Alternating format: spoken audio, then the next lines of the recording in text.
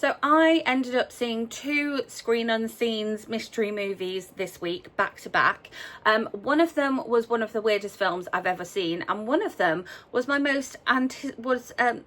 my most anticipated films that I was excited about seeing. Welcome back, or if you are new here, welcome. My name is Katrina and I make bookish content here on this channel every week, as well as movie reviews. All of my movie reviews are spoiler free, and I will leave a playlist of my recent reviews linked up above. If you're hearing a slight buzzing in the background, I have to have the fan on right now, otherwise it would literally be dripping on screen. There's a reason the hair is also scraped back. It is very, very hot today. So two different, very different films. This was actually the second of the mystery Screen Unseen films that I saw this week. So one on Monday and one on Tuesday. It's just the way it lined up, really random. But when the title card for this one came up, I was like, yes. What's great is sometimes Odeon does clues beforehand, so you kind of know what you're going into to go and watch this one. But the first Screen Unseen I saw wasn't at an Odeon, and this second one, they didn't put any clues about it online at all. And I kind of forgot when this was coming out. Ironically, I saw a trailer for this one when I watched my first Screen Unseen, which was the weirdest one I've ever seen. But this was Tony, which is the sort of not origin story, but the early days and Anthony Bourdain's first experiences in a kitchen, which was on Cape Cod. And I don't think he was actually mentored by Antonio Banderas, but I think that would have been fun for him if he had been. So this is the guy who got his break in The Holdovers. The Holdovers was this guy's debut. And so that's where he got his break. That's where he had his first role. And then he's playing this iconic character in their biopic. And he just does it so amazingly well. I thought he was great in The Holdovers. And when I saw in the trailer that he was going to be playing Anthony Bourdain, or Tony as the film is called, in this film, I was just like, yes, that works so perfectly. So you see him kind of finishing up his, I don't know if it's his first year of college. It sort of comes across as that. I don't know if it's ever explicitly said that it's his first year of college. But you see him finishing up that first year of college. And so he finishes his first year of college and applies for this writing internship. And unfortunately gets turned down. That's kind of quite obvious from the trailers, not a spoiler. And then he sees his kind of crush in a bar later that night, and she says that she's going to work in Cape Cod, and tells him where she's going to work and what have you.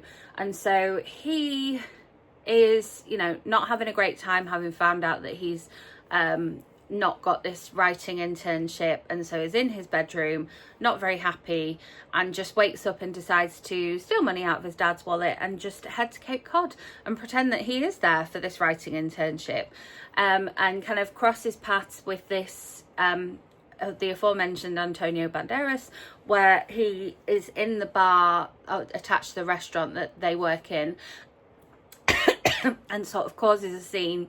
Ends up getting kicked out, but he obviously feels a bit sorry for him, lets him sleep on his hammock, and then he ends up working as pot washer in the kitchen. And the film follows his it's very much a coming of age story during his time at Cape Cod and in the kitchen. And again, from the trailer you can see that he learns some basic cookery skills there, but it's not all fun and games. Again, if you've read any of his book, you'll know this as well. I've read Kitchen Confidential, and just some of the kind of shots that are in this film are so sort of iconic shots that really look like some of the shots that are in the pictures in the book as well. And he gets this crush that he has, Nancy, to take some pics for his book, because he hasn't yet told her that he's not there on a writing fellowship. And again, some of those shots are completely iconic. There's this one where he's kind of stood behind the prep table in the kitchen. I'm sure I've seen that shot before. And it's interesting because obviously I watched Roadrunner. I've got a review of that on this channel. I'll try and link it above if I can. And I've read Kitchen Confidential and read Dave Chang's book, and Dave Chang talks a lot about Anthony Bourdain, and so I know quite a bit about him, but I didn't know a lot about his time in Cape Cod, and I don't know how much of it is dramatised and fictionalised for the film, because obviously it's a big budget movie, it's got some big names attached to it, and how much of it actually happened. But it was a wild ride. But I mean, what an amazing introduction to kind of cookery. Made me very hungry. I wanted lobsters and I wanted oysters and I wanted to go and have a clam bake. And so don't go and watch this film if you are hungry. However, as I say, all of the actors did a fantastic job. The scenery is great. From what it said at the end of the film, it seems like it was actually filmed and shot there, which again I think is good. It gives it that like genuineness. And so yeah, it was lovely to kind of like see the scenery as well as put him in that setting.